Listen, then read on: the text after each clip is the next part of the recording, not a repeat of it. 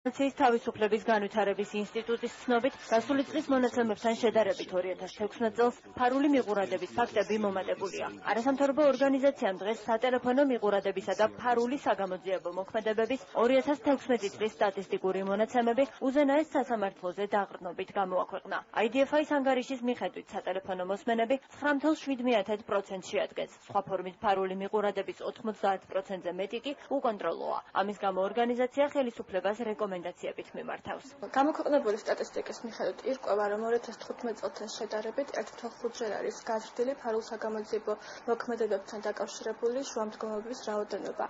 ამას გარდა საგრძნობლად არის გაზრდილი ამ შუამდგომლობების დააკმაყოფილების წილი. ან თუ 2015 წელს ეს იყო 77%, 2016 წელს ამ წილმა შეადგინა 92%.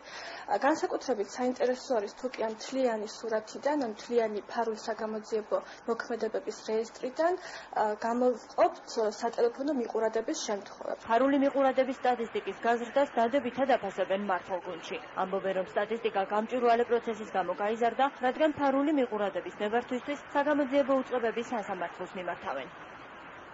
სტატისტიკა უნდა იყოს გაზრდილი, იმიტომ რომ ეს ნიშნავს იმას, რომ ჩრდილოვანი სისტემიდან, რომელიც მანამდე გვქონდა, გადმოდის დღის შუქში. ანუ ის რომ მიმართავს საგამოძიებო მოსამართლეს ნებართვისთვის, ეს ნიშნავს, რომ ჩრდილოვანად და ფარულად და დამალულად კი არ აკეთებს, არამედ აკეთებს კანონის შესაბამისად მოსამართლის ნებართვით. ამიტომ ეს გაზრდა მალევე ეს დისტენდენცია არის პოზიტიური ტენდენცია და ეს არ უნდა იქნას შეფასებული როგორც ნეგატიური. საპირისპირო აცხადებენ ოპოზიციაში. მათი ნაწილი IDFI-ის კვლევას არ ენდობა, ნაწილი კი აცხადებს, რომ ფარული მიყურადების მიზანი ადამიანების დაშინებაა.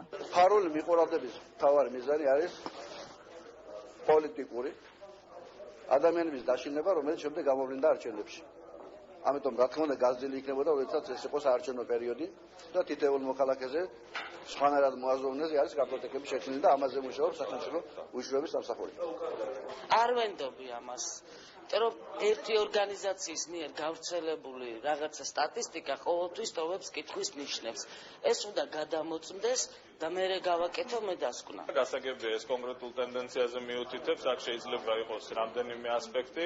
ერთი ის, რომ თქვათ ხელისუფლება ამ შემთხვევაში ცდილობს დააკანონოს გაცილებით მეტი მოსმენა, თუმცა ის რისკები, რომლებიც არსებობდა დღეს კვლავ არსებობს. ხელისუფლების დამოკიდებულება ფარული მოსმენების მიმართ უკვე დიდი ხანია ოპოზიციისა და არასამთავრობო ორგანიზაციების კრიტიკის საგანია. მათ შორის მმართველი გუნდის ბოლო გადაწყვეტილებაც, რომლის მიხედვითაც ფარული მოსმენების ფუნქცია სახელმწიფო უსაფრთხოების სამსახურიდან ამავე სამსახურთან არსებულ სიფში უნდა გადავიდეს. თავად მესამე სექტორში კი თვლიან, რომ მოსმენები სრულიად დამოუკიდებელმა უწყებამ უნდა განახორციელოს, რასაც ხელისუფლება საერთოდ არ განიხილავს. დღევანდელი ხელისუფლება ცდილობს მოქალაქეების მიყურადებით დააშანტაჟოს სამოქალაქო საზოგადოება.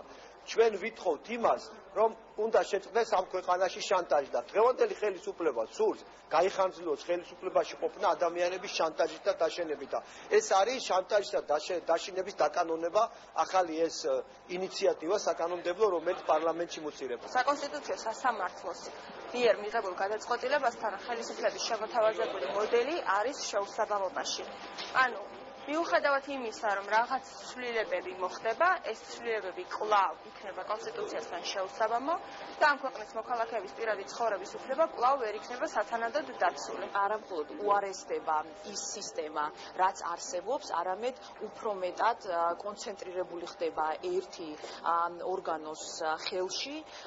დღეს ფაქტიურად ჩვენ ვხედავთ, რომ მოსმენების სისტემის გაუარესება ხდება და ამის მიზანი არის ის, რომ ტოტალური კონტროლი განხორციელდეს ჩვენს მოქალაქეებს. 2016 წლის დასაწყისში საკონსტიტუციო სასამართლომ სახელმწიფო უსაფრთხოების სამსახურის მიერ სატელეფონო მოსმენების განსახორციელებლად ორეტაპიანი ელექტრონული სისტემის ფლობის, განთავსებისა და მისი უშუალოდ გამოყენების გზით ინფორმაციის რეალურ დროში მოპოვების შესაძლებლობა, ასევე კავშირგაბმულობის ხაზებისა და მათი შემაერთებლებიდან, ბაზებიდან ინფორმაციის რეალურ დროში მოსაპოვებლად სხვა ტექნიკური საშუალებების გამოყენება არაკონსტიტუციურად ცნო. მაშინ სასამართლომ პარლამენტს 11 თვიანი ვადა მისცა იმისთვის, რომ ფარული მოსმენა მიყურადების შესახებ კანონმდებლობა კონსტიტუციასთან შესაბამისობაში მოეყვანა. 11 თვიანი ვადა მიმდინარე წლის მარტის ბოლოს იწურება. კამპანია ეს შენ გეხება ეგრეთ წოდებულ მოსმენებთან დაკავშირებით მმართველი გუნდის მიერ შეთავაზებული მოდელის დამტკიცების შემთხვევაში კანონს სასამართლოში გაასაჩივრებს.